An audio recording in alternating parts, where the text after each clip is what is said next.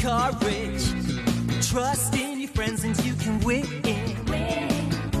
No matter what the weather, it's sunny in our hearts. Kick up, the passes fly like lightning. Good ball, the tension's so exciting. We'll do our best together until the game is won. When we're together, we practice to be strong.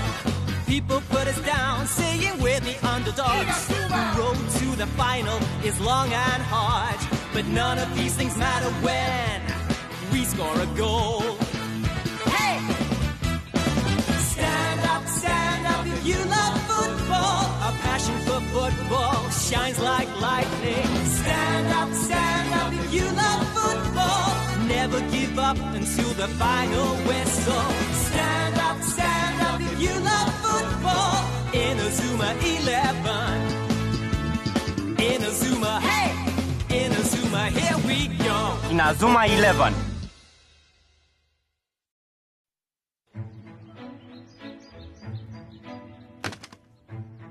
După meciul cu Royal mi-am dat seama care sunt punctele noastre slabe. Așadar, da, energia și rezistența sunt două pe care le văd și eu.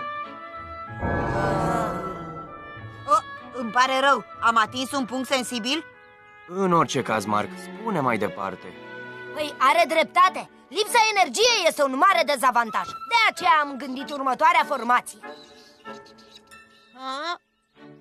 Am scos-o direct din caietul de scheme de joc al bunicului. Ce? Cum adică nu sunt eu cel care înscrie golul? Ai noroc că mai ești în echipă, dezertorule. Aș prefera să-i spui retragere strategică. Deci, capitane? Ce este? De ce nu este și Axel aici cu noi? Avem nevoie și de părerea lui. Aici are dreptate. La urma urmei, singurul gol pe care l-am înscris în meci a plecat din gheata lui. Nimeni altcineva din echipă nici măcar nu a putut să se apropie de minge. Nu așa trebuie jucat un meci. Vă arăt eu ce înseamnă cu adevărat fotbalul. Calmează-te, Kevin. Ușurel, frate. A spus că nu mai joacă cu noi, așa-i? Nu știu. Așa a zis, dar... Nu și tu, Mark. Tot se bazează pe el. Nu e adevărat. Trebuie să putem face asta singuri. Ar fi cazul să ai încredere în noi. Hei, băieți, avem un vizitator. Ce-i cu voi? S-a întâmplat ceva? Nu, nimic. Bine, intră atunci.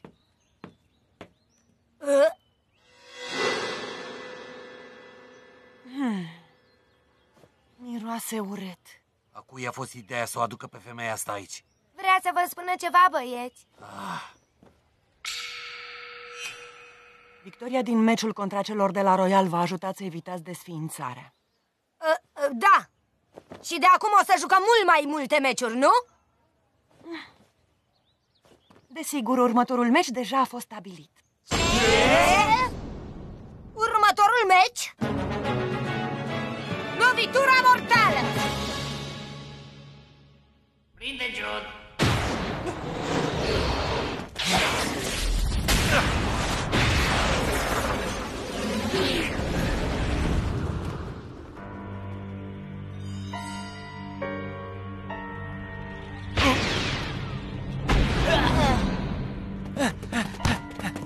Hei, Jude, ai auzit ultima veste despre Raymond?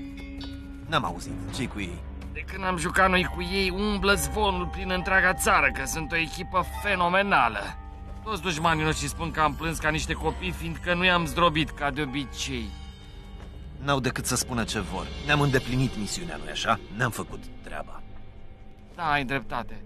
Dar acum o mulțime de școli stau la școală să joace meciuri amicale cu Raymond. E caragios. Da. Hei, crezi că ar trebui să rugăm pe cineva să se ocupe de asta? Mereu ești cu un pas în urmă. Deja am trimis pe cineva sub acoperire. Ce veste fantastică! Deja avem încă un meci stabilit. Mă bucur să aud, Mark. Da, vom juca din nou și vom căpăta experiență. E grozav. De data asta va fi rândul meu să strălucesc. Și al meu, o să-i las pe toți cu gura căscată. Ai de gând să asculți ce am de spus sau o vorbești tu? Da, sigur, îmi cer scuze. Deci, ce școală este? Este liceul ocult. Meciul începe peste o săptămână. Liceul ocult? N-am auzit de el. Desigur, nu este un meci amical obișnuit. Cum adică? Dacă pierdeți, clubul de fotbal va fi desființat imediat. Nu din nou. Dacă o să câștigați, mă gândesc să înscriu echipa în turneul frontierei. Mă aștept să dați tot ce puteți.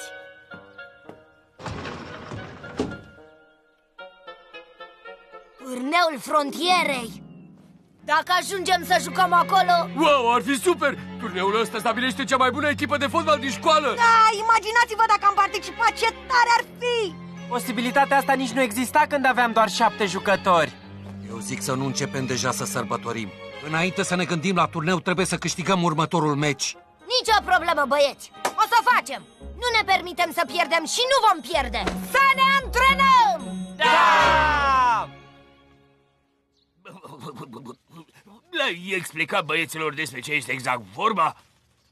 Nu am considerat că este cazul. Da, presupun că nu e. Oh, vai de mine!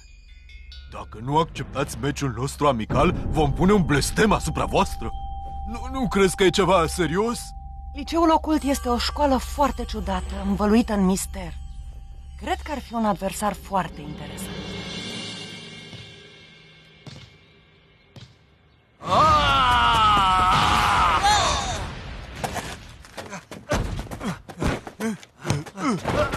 Dă mingea! Hei, Dragonfly, ăsta a fost fault clar! Hei, Kevin, oprește-te!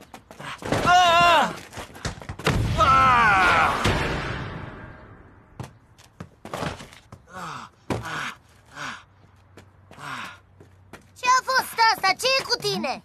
Nu pot să cred că am ratat. A fost mult prea dur, nu pot juca așa, frate. Lăsați-mă în pace. Hei, Silvia! Voiai să mai ai un interviu? Nu astăzi. Am venit doar ca să văd cum joacă echipa. Vreau să-ți spun că de la ultimul meci am devenit mare fan Raymond. Îmi place dedicația cu care dau tot ce pot ca să învingă echipa adversă. Asta e grozav. Mulțumim pentru susținere. Totuși, astăzi nu par să mai aibă același spirit de echipă. Nu. Kevin vrea să lucreze la tactică înainte de următorul meci și este foarte frustrat. Următorul meci? Super! Cu cine joacă? Cu Liceul Ocult. Ce ai spus? Ce s-a întâmplat? Vrei să spui că n-ai auzit de ei, Silvia? Umblă tot felul de zvonuri înfricoșătoare despre școala aia. Înfricoșătoare? Cum adică? Hai să auzim zvonurile astea. Care sunt? Iată-l pe cel mai grav. După ce au jucat cu Ocult, toți jucătorii din echipa adversă au făcut febră puternică și s-au prăbușit. Ce anume? Au făcut toți febră? Asta nu e înfricoșător, Celia. Înseamnă doar că au luat o viroză de la cineva. Fii serios! De câte ori Ocult e în pericol să piardă un meci, se pornește un vânt puternic până se anulează meciul. Și când un jucător încearcă să înscrie împotriva lor, brusc nu-și mai poate mișca picioarele.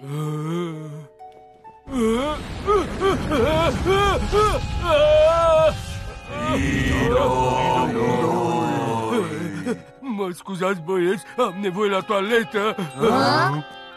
Poate e adevărat. Eu nu cred balivernele astea, dar tu, capitane? Sigur că nu, sunt legende urbane. Nu știu, poate ar trebui să-l chemăm pe Axel. Asta mă gândeam și eu. Ce e în neregulă cu voi? Nu mai vorbiți de el ca despre un erou. Meciul ăsta îl salvez eu. Eu sunt atacantul principal, să nu uitați. Da, asta e atitudinea corectă. Spuneți mereu Axel, Axel, de parcă ar fi singurul atacant din lume. Da, mă rog, sunt sigur că va fi bine atâta timp cât facem tot ce putem, nu? Întocmai. Da, dar, capitane, dacă nu ne ajuta Axel în meciul trecut, n-ar mai exista nicio echipă acum. Nu uitați asta. Și n-am mai fi aici. Și ai spus chiar tu, nu ne permitem să pierdem jocul ăsta, capitane. Liceul Ocult pare să aibă o echipă puternică și mă gândeam... Zău, băieți, dacă ascultăm toate zvonurile, nu mai ajungem nicăieri. Exact. Deci hai să ne antrenăm. Da!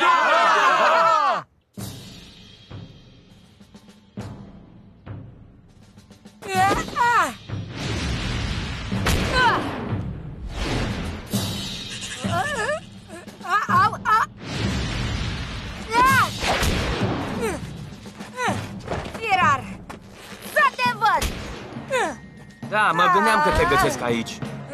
Hei, Nate!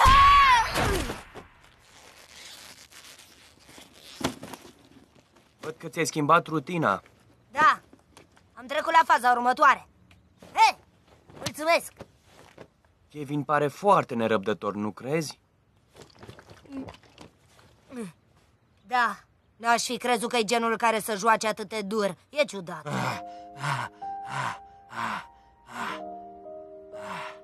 Înțeleg de ce puștii îl văd pe Axel ca pe un mare erou. Când l-am văzut prima oară șutând, și eu mi-am spus că avem nevoie de el. Dar m-a făcut să-mi dau seama că trebuie să muncesc mai mult, să fiu mai bun. Ar fi foarte bine dacă toți ar gândi la fel ca tine, Nathan. Tu ești capitanul lor. N-ar trebui să-i îndrumi spre o astfel de mentalitate? Presupun că da. Hă? Băieți, e ușor să credem că dacă l-am avea pe Axel în echipă, totul ar fi bine. Dar uitați că fotbalul se joacă cu 11 oameni, nu doar cu unul. Deci, voiam doar să vă spun că nu să-l mai rog iar pe Axel să intre în echipă. Dacă vrea el să vină, bine. Dacă nu, noi suntem echipa. Asta e situația.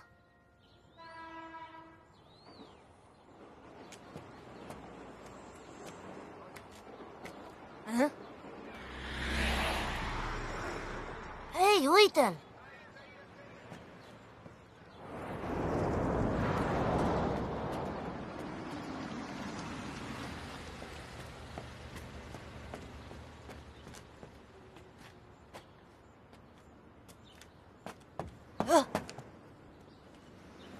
Spital. La spital? Să vedem. Pot să jur că a luat-o pe aici. Sau oare să fi urcat la alt etaj? Ce cauți?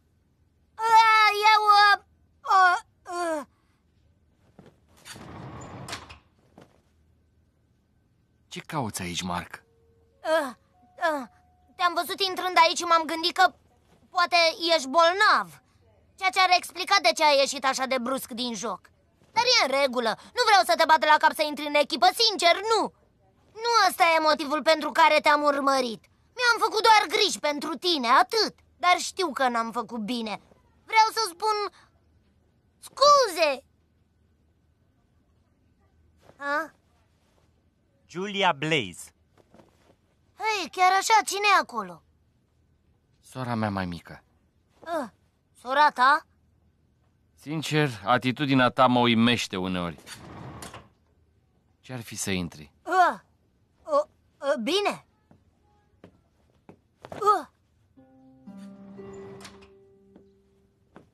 O cheamă Yuka și este în comă de o lună.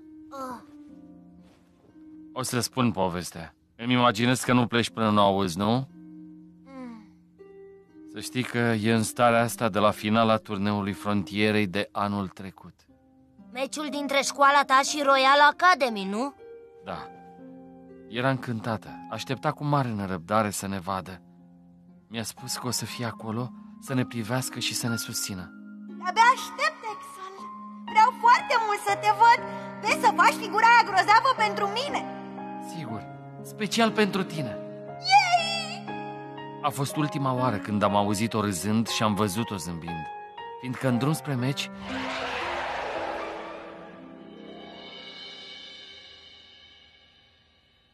Chiar înainte să începem, am aflat de accident. Și de asta ai... Am venit direct la spital. Tata lucrează aici. E un motiv în plus pentru care m-am transferat, dar în principal pentru ea. Vezi tu, dacă n-aș fi jucat fotbal, n-ar fi pățit niciodată asta. Nici nu mă pot gândi că aș mai putea juca atâta timp cât ea suferă așa. E imposibil. Deci asta e. Am jurat să nu mai joc până când o să-și revină. Dar uneori nu mă pot abține. De asta v-am ajutat. Nu înțeleg. Corpul meu s-a mișcat singur.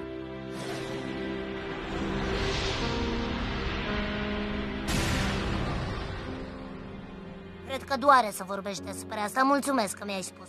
Îmi pare rău că am insistat să intri în echipă. A fost un gest Egoist. Și nu te teme, nu voi povesti nimănui ce mi-ai spus. Vorbim.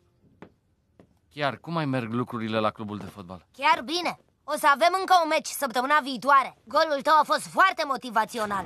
Toți se antrenează din greu. Mulțumesc din nou!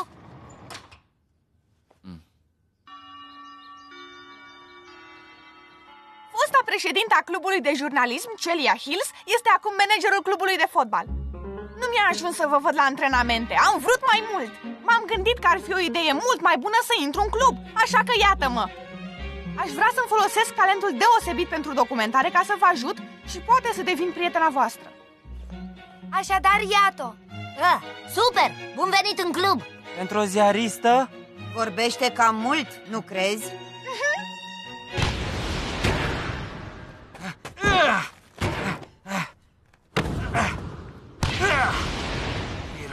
Firar!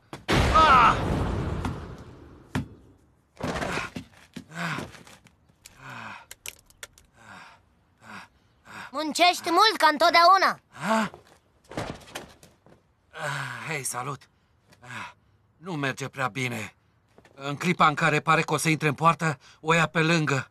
Se pare că nu sunt un jucător prea bun, a? Un, doi!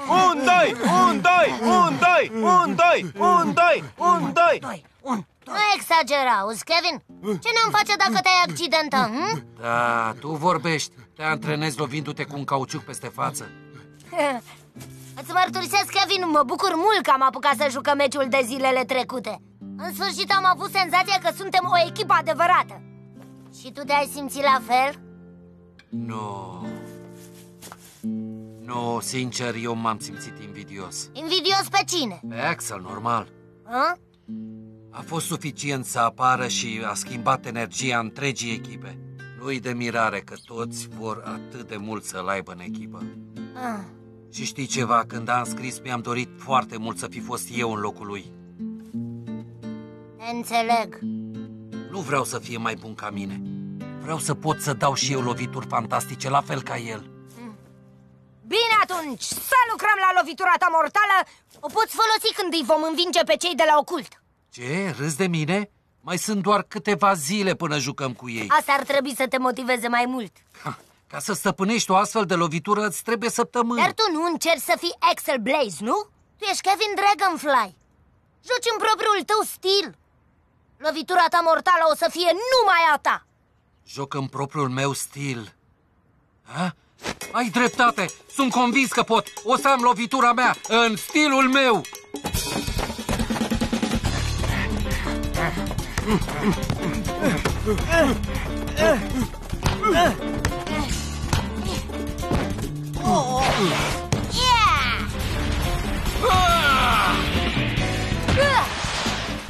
Aha. Uite că vine!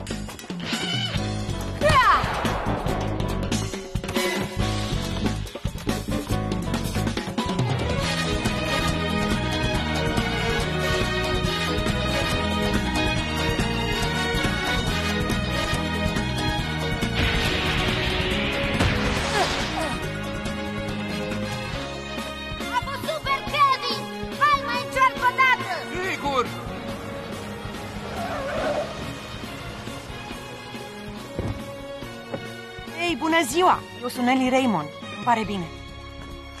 Da, bună. Nu cred că ăsta e drumul tău spre școală. Știu că nu e prea frumos, dar m-am interesat ce e cu tine și cu sora ta la fel. Știu la ce te uiți. Vrei să joci fotbal cu ei, nu-i așa? Ăsta e motivul pentru care ești aici. Lasă-mă în pace. Chiar crezi că rezolvi ce s-a întâmplat cu sora ta renunțând la un meci? Mie mi se pare că este exact pe dos. Cine și-ar dori cel mai mult să te întorci pe teren? Întreabă-te asta. Abia aștept, Axel. Vreau foarte mult să te văd. Vezi să faci figura aia grozavă pentru mine. Oh, e Yuka. Gândește-te la asta.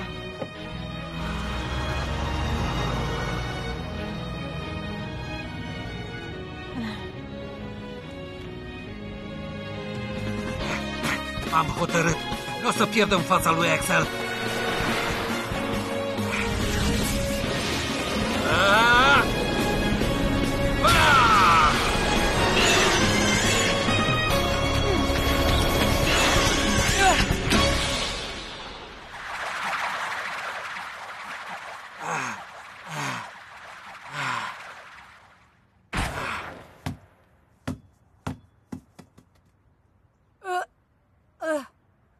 Oh, măiculiță! A fost complet diferită față de celelalte lovituri. Poate mi s-a părut, dar jur că am văzut un dragon făcând așa. Nu ți s-a părut? Am văzut și eu. Wow, frate! A fost o lovitură fantastică! Am reușit. Am găsit propria mea lovitură. Da, așa este! Wow! Atenție, băieți! Trebuie să găsim un nume pentru lovitura asta. Și să fie unul bun.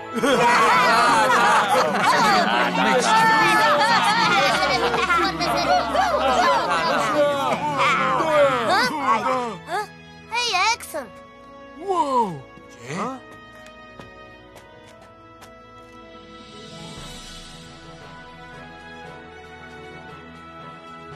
Evans, m-am gândit. Vreau să mă înscriu. Vorbești serios?